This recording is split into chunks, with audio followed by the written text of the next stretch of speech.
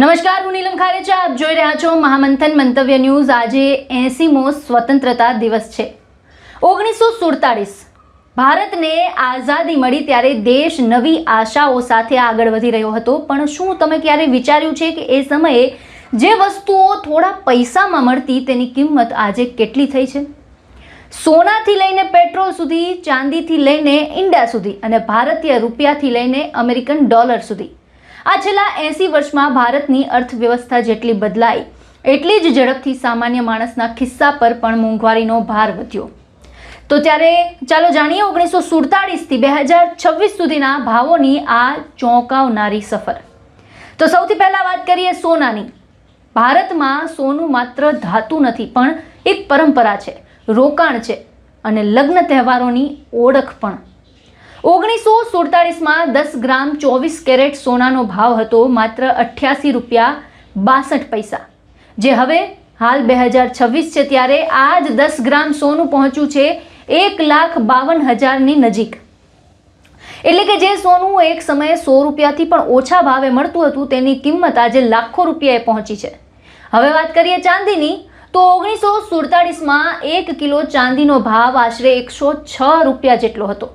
2026માં જાન્યુઆરી દરમિયાન ચાંદીનો ભાવ 4 લાખ રૂપિયા પ્રતિ કિલો સુધી પહોંચ્યો હતો, પણ પછી ઘટાડો થયો અને હાલ આ ભાવ છે તે આશરે 2,33,000ને આસપાસ પ્રતિ કિલો પહોંચ્યો છે. એટલે કે ચાંદીમાં પણ 1947થી લઈ 2026 વચ્ચે ઘણો તફાવત છે.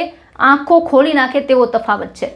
હવે આવીએ એવી વસ્તુ પર જેનો સીધો સંબંધ આપણા રોજિંદા જીવન સાથે છે, એટલે કે પેટ્રોલ. 1947માં 1 લીટર પેટ્રોલનો ભાવ હતો માત્ર 25 થી 27 પૈસા. જી હા, તમે સાચું જ સાંભળ્યું છે. 1 રૂપિયો ખર્ચ્યા વિના તમે ઘણા લીટર પેટ્રોલ ખરીદી શકતા અને આજે પેટ્રોલનો ભાવ લગભગ 100 રૂપિયાને પાર છે તે પહોંચ્યો છે. એટલે કે પેટ્રોલની કિંમતમાં પણ દાયકાઓ દરમિયાન અવિશ્વસનીય વધારો થયો છે. મોંઘવારીનો સૌથી મોટો અનુભવ સામાન્ય માણસને રસોડામાં થાય છે. ત્યારે 1947માં 1 લીટર સરસવનું તેલ માત્ર 15 થી 20 પૈસામાં મળતું, જેની કિંમત બ્રાન્ડ અને ગુણવત્તા પ્રમાણે આજે લગભગ 175 થી 300 રૂપિયા કે તેથી પણ વધુ થઈ શકે છે. અને ઈંડું, આઝાદીના સમયમાં 1 ઈંડું માત્ર 2 થી 4 પૈસામાં મળતું અને આજે 1 ઈંડા માટે લગભગ 10 થી 12 રૂપિયા ચૂકવવા પડે છે. એટલે કે રોજિંદી જરૂરિયાતોની કિંમતમાં પણ અનેક ગણો વધારો થયો છે. હવે વાત કરીએ રૂપિયાની. તો 1947માં 1 અમેરિકન ડોલર લગભગ 3 રૂપિયા 30 પૈસા બરાબર હતો. આજે રૂપિયાની કિંમતમાં મોટો ઘટાડો થયો છે અને 2026માં ડોલર સામે રૂપિયો 95ના સ્તરને પાર કરી ગયો છે. એટલે કે આઝાદીના સમયે જે ડોલર માટે થોડા રૂપિયા ચૂકવવા પડતા તેના માટે આજે અનેક ગણા રૂપિયા ચૂકવવા પડે. તો 1947 થી 2026 સુધીની આ સફર આપણને શું કહે છે?